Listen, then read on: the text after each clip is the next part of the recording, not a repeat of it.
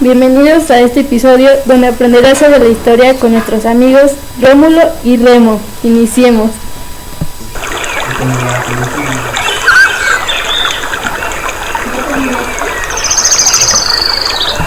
Hola Rómulo, bienvenido a la historia de educación física. Hola Remo, me gustaría saber mucho de esta asignatura. Comencemos. Empezaré a contarte sobre la historia de la antigua China. Un personaje popular en China fue Confucio. Nació en el siglo VI a.C. ¿Cuántas etapas tiene la antigua China? La antigua China tiene una fase preconfuciana.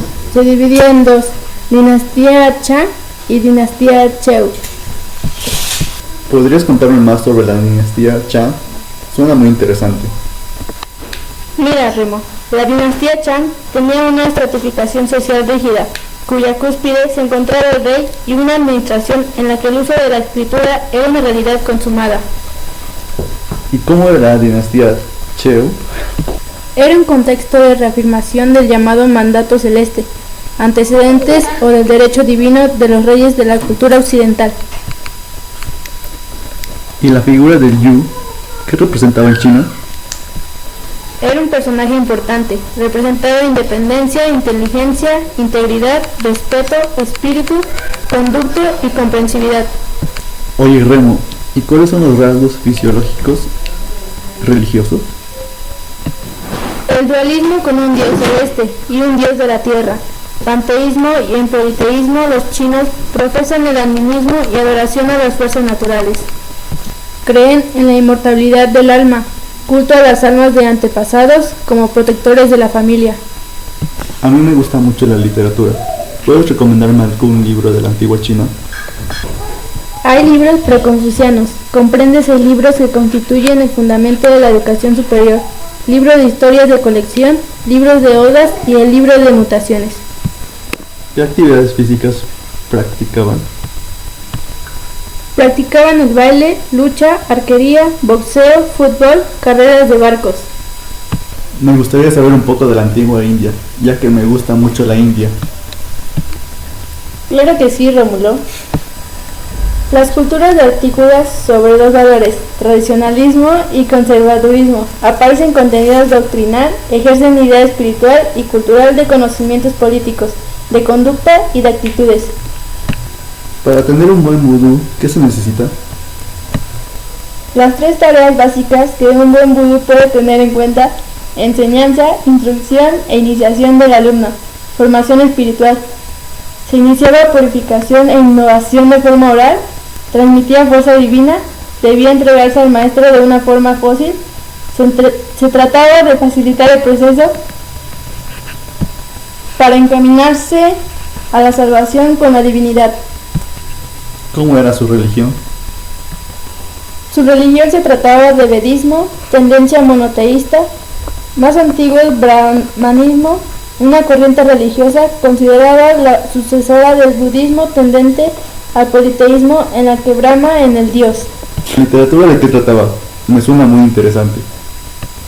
Su literatura trataba de libros sagrados, como ve la versión más antigua colección de dioses, escrito en 1100 a.C., La Rama y una epopeya, un libro clásico de los siglos 5 a.C. Trata del hombre respetuoso, obediente, noble y fiel. ¿Cómo está conformada la estratificación social? Estaban divididas en castas: brahmanes, sacerdotes, kshatriyas, guerreros, vaishyas, artesanos, comerciantes, sudras, siervos y parías. ¿Cómo eran las instituciones formativas? Las instituciones formativas eran la escuela de carácter privado, materias impartidas como la lectura, escritura, aritmética, aprendizajes, libros sagrados, la disciplina laxa, escasa formación gimnástica, escuela superior exclusiva a los brahmanes. ¿Puedes comentarme sobre las actividades físicas? Sí, claro. Se participaba en juegos y actividades físicas, pero la naturaleza general del sistema, junto con el énfasis de la virtud, piedad y religiones místicas, crearon una posición cultural muy particular. Eso es todo lo que tengo para ti, Rómulo. Nos vemos hasta la próxima.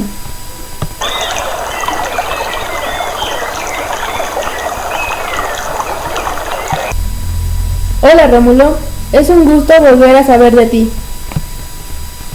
El gusto es mío, y regresé para aprender más de la historia. El último día que nos vimos me fui feliz. Me agrada saber eso. Tengo nueva información para ti. Estaré atento para esto. Comencemos, ya. La Edad Media es el tiempo transcurrido desde el siglo V de nuestra era hasta finales del siglo XV. ¿Podrías contarme más de la Edad Media? La caída del Imperio Romano de Occidente se considera como el comienzo de la Edad Media. El último emperador romano fue Julius Nepos. ¿Qué deportes se practicaban? Voy a tratar de profundizar más en el ajedrez, ya que este deporte tiene un enorme interés pedagógico. Ha sido una gran influencia que ha tenido la mujer en este deporte, representada en la figura de la dama. ¿Y tú cómo sabes de esto? Lo sé porque existe un documento que demuestra la afirmación anterior. Es el libro de ajedrez, dados y tablas de Alfonso X, el sabio en el siglo XIII. Cuéntame de la Edad Media y el deporte. Se creó un espacio de intercambio cultural del que surgirán, a través de los reinos feudales, las modernas sociedades europeas. ¿Cómo era la sociedad medieval? Con la llegada del feudalismo, los campesinos libres explotaban sus propiedades con el fin de subsistir. Con este sistema feudal, la sociedad quedó dividida en clases sociales o estamentos, que tendrían una visión muy diferente sobre la economía, la política, la religión y sobre el deporte. ¿Qué son los estamentos y el deporte? Considerados deportes de la nobleza, otros estaban destinados al pueblo llano. La Iglesia tuvo sus reticencias a aceptar la práctica del deporte. Es interesante cómo la Iglesia se involucra. Cuéntame del clero. Siglos XII y XIII, cuando se empiezan a tomar medidas desde el clero, sobre todo contra los torneos, llegando a prohibirlos. ¿Cómo se practicaba el juego de la palma? Consistía en golpear una pelota recubierta de piel con la palma de la mano, por encima de una red. Muy interesante todo esto. Ahora cuéntame de la Edad Moderna. Claro que sí. Algunos personajes sobresalientes fueron René Descartes, inventa el racionalismo y plantea que el conocimiento nace a partir de una duda. John Locke inventa el empirismo, postula la experiencia como origen de todo saber humano. Johannes Gutenberg crea la imprenta. ¿Podrías contarme sobre Sophie de Gruch? Es una filósofa casi desconocida en España, que participó activamente en el proceso revolucionario francés, que originó la caída de la monarquía y el establecimiento de un nuevo sistema, durante 8 años.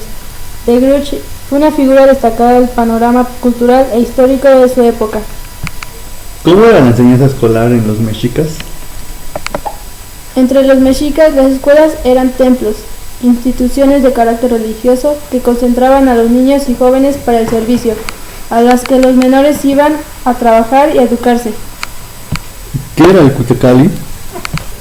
Casa del canto, al que iban los alumnos diariamente, desde su escuela, a recibir instrucciones de canto y danza. Estas actividades sobrepasan una preparación puramente artística. En materia religiosa, ¿qué fundamentos de manejo de cómputos destacan? Destacan cómputos calendarios, entre los que destacaban 2 ciclos, el de 365 días de carácter agrícola religioso, dividido en 18 meses, en los que quedaban distribuidas las principales fiestas del culto, y el de 260 días, que era divinatorio. Por último, explícame de la educación higiénica y médica en los aztecas. Las higiénicas formaban parte de la educación que recibían los jóvenes aztecas, tanto en el ámbito familiar como en el estatal. Una educación higiénica y con la aplicación de unos conocimientos médicos a las actividades deportivas. ¿Cómo se educaban los aztecas? Educaban a sus jóvenes en la observancia de numerosas medidas higiénicas, a la vez que poseían elevados conocimientos de la fisiología y la anatomía. ¿Cómo era el aseo personal de los aztecas? Sencillas abluciones con agua, contaban y usaban variadas clases de jabón para uso corporal, los cuales se obtenían de las raíces de diversas plantas. El buen médico es atendido, buen conocedor de las enfermedades. Por último, ¿cómo era la función del temazcali?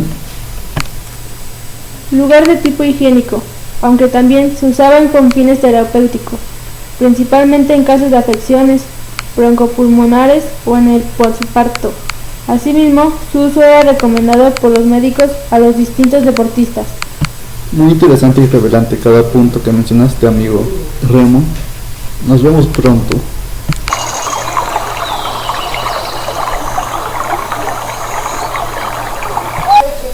Hola Rómulo, es un gusto volver a verte en estos caminos. Hola Remo, a mí igual me da mucho gusto volver a verte. Hoy yo te contaré muchas cosas importantes que he aprendido. Esto me agrada mucho, con mucha atención escucharé. Aprendí que en 1325 fue fundación de México, Tenochtitlan. En 1428 fue la etapa imperial. Para esta etapa, Estaba caracterizada por la conformación de la Triple Alianza, Tenochtitlan, militar, Texcoco, legislación y Tlacopan, administración. En 1440 Moctezuma I agranda el dominio de su territorio y en 1521 es la llegada de Cortés y conquista española. ¿en qué año descubren las costas yucatecas? En febrero 8 de 1517 se parte la primera expedición a territorio mexicano a cargo de Francisco Hernández de Córdoba. Descubren las costas yucatecas. ¿Puedes hablarme de la noche triste, Remo? Fue en 1520 el 30 de junio. La noche triste, muerte de Moctezuma y huida de los españoles de Tenochtitlan. Establecimiento de la Inquisición fue en 1571. Háblame de los franciscanos, Remo. Tengo algunas dudas sobre eso. Los franciscanos fueron los primeros frailes en arribar a la Nueva España, entre los años 1523 y 1536. Su preocupación principal fue la de evangelizar a los nativos de estos territorios. Muy interesante este tema. ¿Sabes algo sobre los dominicos? Los dominicos llegaron a la Ciudad de México en 1526 y comenzaron a fundar e incursionar en todo el territorio de la Nueva España, teniendo cursos de artes en todos sus conventos. ¿Quiénes eran las carmelitas? Las carmelitas llegaron a la Nueva España en 1585. Se distinguieron por su vida contemplativa en oración, para lo cual construyeron sus conventos en lugares alejados denominados santos desiertos y enseñaban a jóvenes a leer, escribir y catequizar. ¿En qué año llegaron los jesuitas? Los jesuitas llegaron a la Nueva España en 1572 con el claro objetivo de evangelizar. ¿Cómo fue la independencia de México? Los insurgentes son derrotados en 1811 a 1812. José María Morelos toma el mando del ejército independiente de 1812 a 1814. El ejército trigarante triunfa y México es un país independiente de 1821 a 1822. ¿Qué pasó con Antonio López de Santana? Antonio López de Santana fue derrocado y enviado al exilio entre 1855 a 1856. Cuéntame sobre cómo era la educación y las escuelas. En 1887 se inauguró una escuela que contaba con un plan de estudios de 49 cursos, en 4 años en Orizaba, Veracruz. En el mismo año se inaugura la Escuela Normal para Profesores en la Ciudad de México, sumando 45 escuelas para 1900. La formación de profesor de primaria a partir de 1921 ha tenido 2 momentos claves que influyeron en su preparación. Uno es el maestro rural, misionero, comprometido con una concepción humanista y social de la profesión docente. En 1922, el recién creado Departamento de Educación y Cultura Indígena designó a maestros ambulantes, mejor conocidos como misioneros. Para 1827 surge un tercer plan educativo, el cual busca nuevamente, con muy buenas intenciones, impulsar la educación pública en el país. En 1992 concluye la federalización de la educación, provocando que todas las escuelas normales fueran responsabilidad de los gobiernos estatales. En 1842 expedía nuevos decretos que declaraba la educación obligatoria entre los 7 y 15 años, además debía ser gratuita. Para el año 1857 se dan las bases para la fundación de escuelas normales. En la Constitución de 1857 quedó concluida el tema educativo en el artículo 3. Buena información. Todo esto es muy bueno para mi aprendizaje. Espero volver a verte, querido amigo. Hasta la próxima.